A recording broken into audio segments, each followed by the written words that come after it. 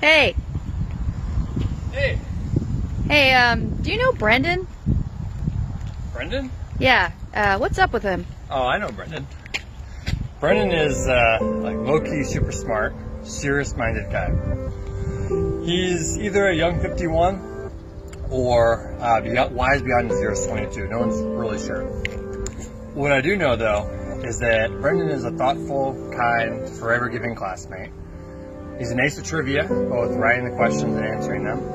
And he's definitely the guy you want with you if you are ever building a fire, you're lost in the woods, you need to build an impromptu shelter, or if you are suddenly curious about the archaeological differences between the Des Moines lobe and the southern Iowa drift plain.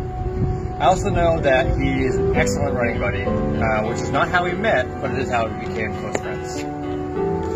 Last summer, when most of the country was catching up on sleep, drinking, or sun, Brendan had me up every morning at 6 a.m. to train for the Des Moines Marathon. We weren't just running, we were training. What I remember most about that summer training was that Brendan made it easy to do something hard.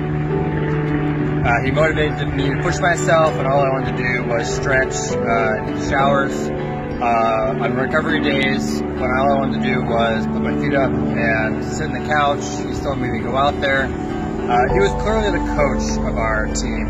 And even though we both ran into some late summer injuries that derailed our training, I know that I'm a better runner thanks to his guidance. In all the ways that running is hard, riding is too. Brendan's pursuit of excellence and serious dedication to his craft and subject are on full display in his thesis, Trimline, a collection of both essays and short stories. The collection ponders the way that humans affect and are affected by the environment, how we see it, move through it, and are beholden to it, as well as the choices it forces us to make. The inspiration for this work comes from over 8,000 miles that Brendan has hiked through the U.S., France, and Switzerland, including the completion of the Triple Crown, the most famous trails in the U.S., the Appalachian, Pacific Crest, and Continental Divide. But more than just revisit the same old hiking story that we've heard before, a la Walk in the Woods or Wild, Brendan's work contradicts the Victorianism, Romanticism, and Transcendentalism that pervade occasions of a young man in the wilds, while allowing for the opportunity to consider more deeply the complex ecological and human history that are entangled in these particular landscapes. I'm honored to call Brendan a friend, a running partner, and a fellow rider, and I'm beyond thrilled to introduce him at this year's first, and hopefully last, virtual thesis graduation ceremony. Alright, go for it. Go for it. 1, 2, 3. Oh, I got my 2. You got it!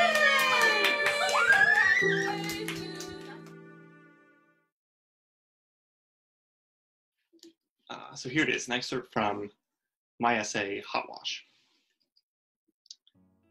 The trail had led me to the top of a cliff a few tenths of a mile north of the New Hampshire-Maine border with no apparent way down.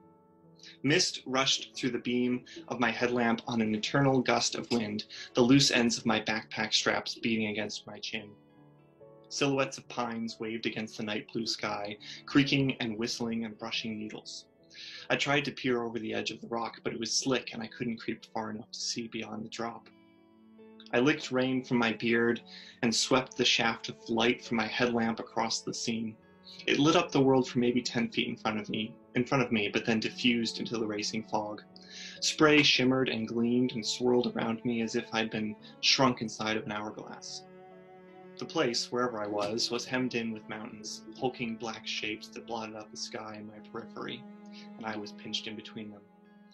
I turned and pushed through the scrub pines behind me, retracing my steps until I picked up the white blazes again, but these led me back to the same tabletop rock and swaying evergreens, erasing the possibility that I had somehow lost my way. Crouching down, I dug my fingers into the moss at the edge of the trees. My pack dangled from the straps across my chest and hips, taking the pressure off the lump on my butt. I inched forward like I was testing ice on a frozen lake. 2 steps in, my shoes, bowling alley smooth from the last 900 miles of walking, slid out from under me. I skidded hard across the granite, for a second or two, and then tumbled into open space, clumps of dirty moss still clutched in my hands. All the breath left my body as I hit a ledge beneath the cliff. My headlamp smacked a boulder and went dark. I toppled down a few more feet and landed among some rocks. Rain fell on my face, and I sucked at the wet air where I lay, tangled in my pack straps, pinned and gasping. I pulled my hands from the wrist loops of my ski poles and unbuckled my pack, which fell away and rolled down the hill. My lungs filled, and I touched my face. My right shoulder and ear were throbbing, but nothing seemed broken. I felt my forehead and nose and collarbone, all intact. Ribs, hips, arms, okay. A gash across my shin bone seared, and my fingertips came back gooey with blood. My headlamp was broken open and the batteries were long gone, so I slumped against the rocks, panting in the dark. After a moment, I felt around for my ski poles between the stones and located my pack where it had stopped against a tree. A white blaze was painted on the trunk, more ghostly bright than anything else in the thick woods beneath the cliff. I hoisted my pack and limped down the trail, searching through the main rainstorm for the shelter I knew should be close. Soon, a small wooden sign, reading Carlo Coal Shelter, pointed me down a side trail, and the luster of the corrugated metal roof greeted me through the trees. I picked my way through rocks and roots up to the three-sided log shelter and peered inside. The interior was split in half by a massive horizontal beam supporting a loft about 4 feet off the floor. A few hikers were already asleep beneath this, huddled in sleeping bags and hats. Up top, a couple and their dog watched me step inside. "Hi there," the man said. "Hi," I said, pressing water out of my beard. "Looks like you had a rough one out there." "Yeah." I swung my backpack off my shoulders and hung it from a nail in the wall. "They're asleep," the man said, gesturing at the slumbering hikers beneath him, "but there's room for you up here." I nodded. "Great, thanks." I pulled off my raincoat and hung that on a nail too, slipped out of my sodden shoes and socks and lined them against the wall. My clothes were damp from sweat and humidity, and I shivered in the draft from the doorway. I turned toward the opening to peel the pad from my butt. It took a layer of skin from the top of the abscess with it. Too tired to cook, I poured a few ounces of water into a bag of instant noodles and dehydrated mushrooms and drank it crunchy. Then I gathered my sleeping pad and down sleeping bag and pulled myself up to the loft. The couple smiled. "You going through?" the man asked. "Yeah," I said, unfolding my foam pad.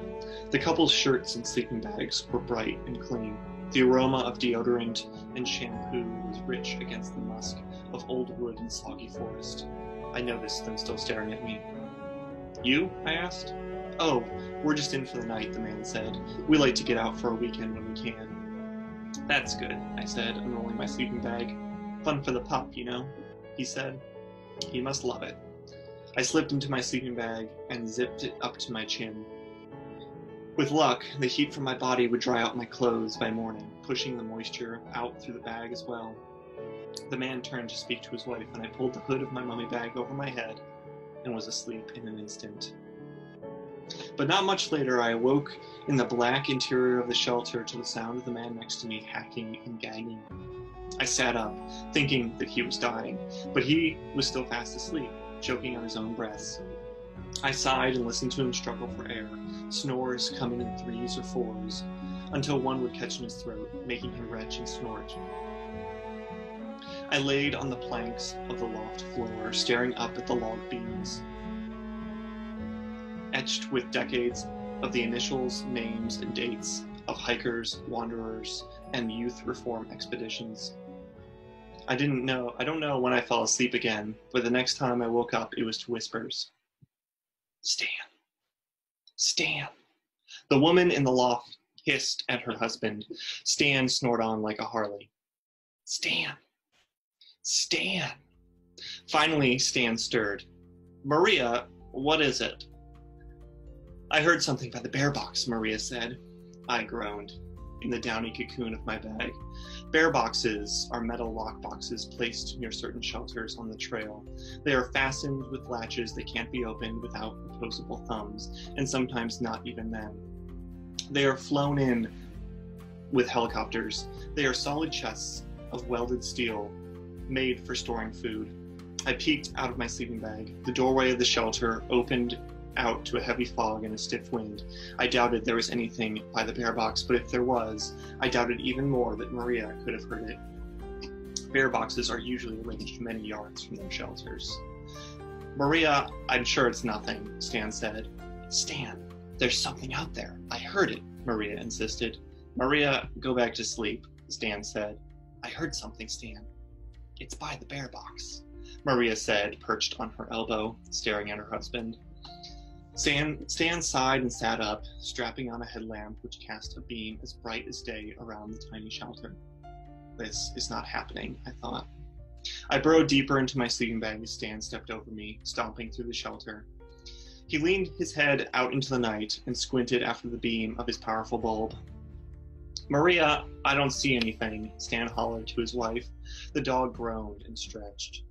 I heard it, Stan. There was something out there, Maria said. Wind twirled Stan's thinning hair like a sundae, chasing clouds around his long-johned legs. It's nothing, Maria. There's nothing out there. The beam swung back in my face as Stan picked his way across the shelter to his sleeping bag. He consoled his wife in loud whispers. Their dog stood up, shook, circled, and settled back down. Stan turned off his headlamp, and I closed my eyes. But just as I was falling asleep for the third time that night, sleep apnea Stan pulled in a growling breath and began to snore. I unzipped my sleeping bag and stuffed it into its compression sack. I folded up my foam pad and took my pack down from the nail. I loaded spare batteries into my headlamp, pulled on soaking socks, laced my shoes, and buckled my knee belt. Just as I picked up my ski poles, I heard Maria rustle in the loft. Are you leaving? She asked. Yes, I said, certain that if I wasn't sleeping, I might as well be making noise. You know, Maria said, her voice suddenly high. I heard something by the bear box. I know you did, I said, and stepped back into the night. Thanks everyone for listening. I hope you enjoyed it. And I hope you enjoy the rest of the wonderful MFA cohort's readings as well. Take care.